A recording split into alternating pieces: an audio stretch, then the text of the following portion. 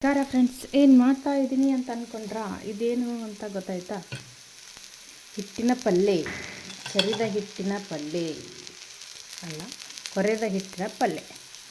ನೋಡಿ, ಇದನ್ನೇನಾದರೂ ರಾತ್ರಿ ಮಿಕ್ಕಿತ್ತುವಪ್ಪ ಅಂದರೆ ಬೆಳಗ್ಗೆ ಇದನ್ನೇನು ಮಾಡಬೇಕು, ಫ್ರೈ ಮಾಡ್ಕೊಂಡು ತಿಂತಾ ಇದ್ದರೆ ಫಿಶ್ ತಿಂದವ್ರ ಥರನೇ ಫೀಲ್ ಆಗುತ್ತೆ. ನೋಡಿ, ಈ ಥರ ಸ್ವಲ್ಪ ಎಣ್ಣೆ ಹಾಕಿಬಿಟ್ಟು ಈ ಥರ ಹಿಟ್ಟಿನ ಪಲ್ಯ ಮಾಡ್ತೀರಾ ಅಂತ ಅಂದ್ಕೊಂಡಿದ್ದೀನಿ. ಇಲ್ಲಿ ನೋಡಿ, ಮೇಲೆ ಯಾವ ರೀತಿ ಫ್ರೈ ಆಗಿ ಬರುತ್ತೆ.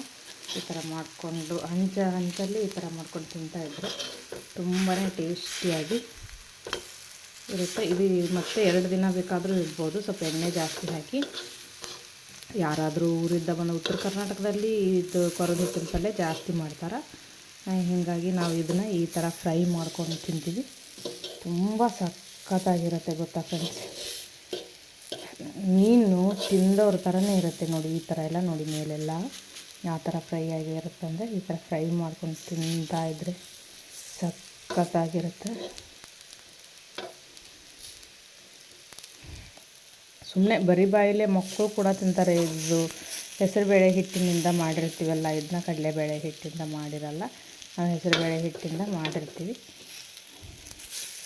ನೋಡಿ, ಈ ಥರ ನೋಡಿ ಮೇಲೆ ಇದೊಂದು ಸಿಕ್ಕಾಪಟ್ಟೆ ಕ್ರಿಸ್ಪಿಯಾಗಿರುತ್ತೆ. ಆಹಾ, ಅದನ್ನು ಹೇಳೋಕ್ಕೆ ಆಗಲ್ಲ ರೀ. ಸ್ವಲ್ಪ ಜೋರು ಜೋರಾಗಿ ಇಟ್ಬಿಟ್ಟು ಸ್ವಲ್ಪ ಎಣ್ಣೆ ಹಾಕೋಬೇಕಾಗುತ್ತೆ. ನೋಡಿ, ಈ ಥರ ಸ್ವಲ್ಪ ಕುದಿಬೇಕು ಸೈಡಿಗೆ. ಇದನ್ನು ಚಪಾತಿ ಜೊತೆ ಹಾಗೆ ತಿನ್ನೋಕ್ಕೂ ಸೂಪರಾಗಿರುತ್ತೆ ಗೊತ್ತಾ.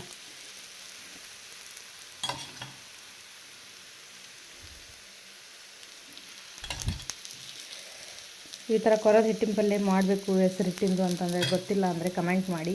ನಾನು ಇದನ್ನು ಮಾಡಿ ಯಾವ ರೀತಿ ತಿರುಗಬೇಕು ಇದನ್ನು ಕೊರೆದ ಹಿಟ್ಟಿನ ಪಲ್ಯ, ಬಾಕಿ ಬುತ್ತಿ ಕೊಡೋ ಮುಂದೆ ಇದನ್ನೆಲ್ಲ ಮಾಡಿ ಕೊಡ್ತೀವಿ ನಾವು ಉತ್ತರ ಕರ್ನಾಟಕದವರು. ಜಾಸ್ತಿ ಅಂದರೆ ಕೊರೆದ ಹಿಟ್ಟಿನ ಪಲ್ಯ ತಿಂತಾ ಇರ್ತೀವಿ. ಇದು ನೋಡಿ, ಇದು ಇಷ್ಟು ಚೆನ್ನಾಗಿ ಫ್ರೈ ಆಗಿರುತ್ತೆ. ಬಿಸಿದಾಗಿ ತಿಂದುಬಿಟ್ರೆ ಫಿಶ್ ತಿಂದವ್ರ ಥರನೇ ಫೀಲ್ ಆಗುತ್ತೆ ನಮಗೆ. ಇವಾಗ ನಾನು ಬಿಡೋಕ್ಕಾಗ್ತಾಯಿಲ್ಲ. ಇದು ಮಿಕ್ಕಿರೋ ಹಿಟ್ಟಿನ ಪಲ್ಯ. ಇದು ಕೊರೆದ ಹಿಟ್ಟಿನ ಪಲ್ಯ ನಿನ್ನೆ ಮಾಡಿದ್ದು, ಹೆಚ್ಚಿಗೆ ಉಳಿದಿತ್ತು ಇದು. ಆಹಾ, ತಿಂತಾಯಿದ್ರೆ ತಿನ್ನಬೇಕು ಅನಿಸುತ್ತೆ. ಬೆಳೆ ಮಾಡ್ಕೊಂಡು ತಿಂತಾಯಿದ್ರೆ ಸಖತ್ತಾಗಿ ಸೂಪರಾಗಿರುತ್ತೆ. ನೀವು ಬೇಕಾದರೆ ಈ ಥರ ಒಂದ್ಸಲ ಟ್ರೈ ಮಾಡಿ. ಮಿಕ್ಕಿರೋದು ಕರೆದ ಹಿಟ್ಟಿನ ಪಲ್ಯ ಯಾವ ರೀತಿ ಫ್ರೈ ಮಾಡ್ಕೊಂಡು ತಿನ್ನಬೇಕು ಅಂತ. ಏನು ಹೊತ್ತಿದೆ ಅಂತಲ್ಲ, ಹೊತ್ತಿರಲ್ಲ ಫ್ರೆಂಡ್ಸ್, ಅದು ಅಷ್ಟು ಟೇಸ್ಟಿಯಾಗಿರುತ್ತೆ. ಇದನ್ನು ಈ ಥರ ಮಾಡಿಬಿಟ್ಟು ಹಂಚಲ್ಲೇ ಬಿಟ್ಟುಬಿಡಿ, ತಣ್ಣಗೆ ಆಗೊಂಬಿಟ್ಟ ಆಮೇಲೆ ಹಿಡ್ಕೊಂಡು ತಿನ್ನಿ. ವಾಹ್, ಇದರಷ್ಟು ಟೇಸ್ಟ್ ಯಾವುದೂ ಇಲ್ಲ ಅಂತ ಅನಿಸುತ್ತೆ ನನಗೆ.